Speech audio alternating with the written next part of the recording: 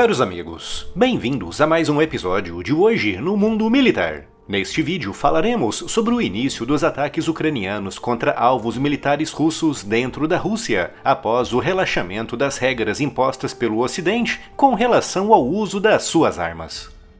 No final de maio deste ano, Jens Stoltenberg, secretário-geral da OTAN, reforçou de forma ainda mais veemente uma série de pedidos feitos anteriormente para que os aliados ocidentais da Ucrânia relaxassem as regras de emprego das suas armas. Segundo essas regras, armas fornecidas pelo Ocidente para apoiar a defesa ucraniana só podem ser usadas contra alvos militares russos localizados dentro de território ucraniano sob ocupação militar russa.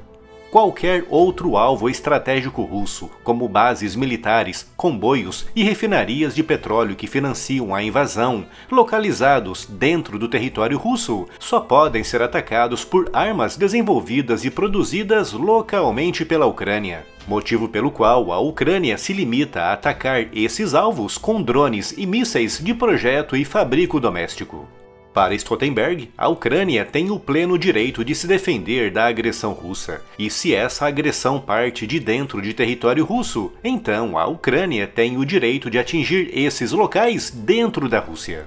Putin, sabendo dessa limitação imposta pelo Ocidente, tem se aproveitado para obter grandes vantagens táticas, posicionando do lado russo da fronteira uma longa série de bases, depósitos e locais para o lançamento de mísseis. Putin sabe que essas posições estão relativamente seguras, pois ele sabe que a Ucrânia não pode atacá-las com armas como HIMARS e os mísseis de longo alcance Scalp e Storm Shadow. E foi justamente graças a essas limitações de emprego de armas ocidentais que Putin posicionou, ao longo da fronteira ucraniana de Kharkiv, uma gigantesca concentração de tropas, armas, munições e veículos, lançando toda essa força contra o norte de Kharkiv no dia 10 de maio, abrindo ali uma nova frente de combate. Segundo a Ucrânia, toda aquela concentração russa de forças ao longo da fronteira já era conhecida há semanas. Mas os ucranianos, sofrendo com a falta de munições após 6 meses de atrasos na aprovação do pacote norte-americano de 61 bilhões de dólares, e, acima de tudo, impedidos de usar armas de precisão e de longo alcance ocidentais, foram simplesmente obrigados a aguardar passivamente pelo ataque russo, atacando as forças russas apenas após entrarem efetivamente na Ucrânia.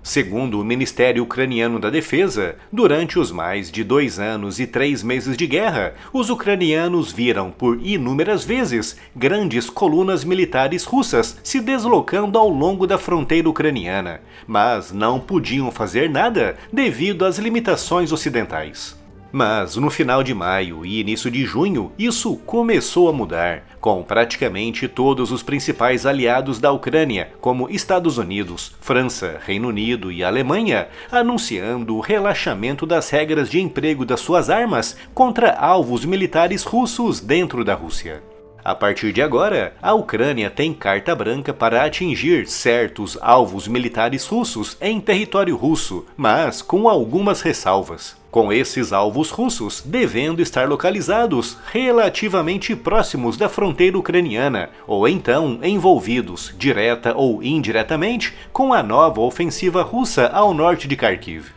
Não foram dados grandes detalhes, e por isso não sabemos exatamente o quão próximos da fronteira ucraniana deverão estar esses alvos russos, com algumas fontes referindo que o limite deverá rondar os 30 quilômetros, que é o alcance máximo de boa parte das baterias russas de artilharia de longo alcance.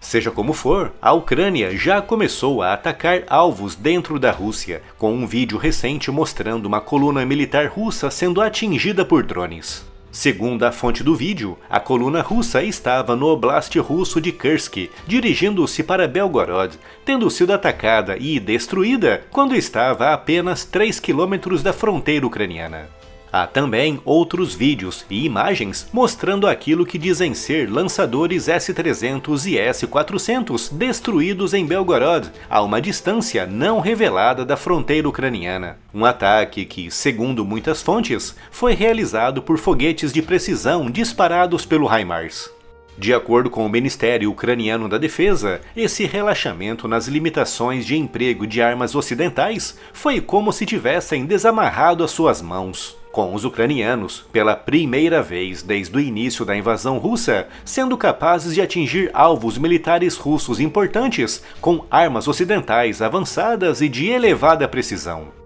Essa mudança radical na política de emprego de armas ocidentais obrigará a Rússia a mudar a sua logística para a guerra e a afastar bases e depósitos militares que, até então, estavam relativamente seguros em território russo, próximos da fronteira ucraniana.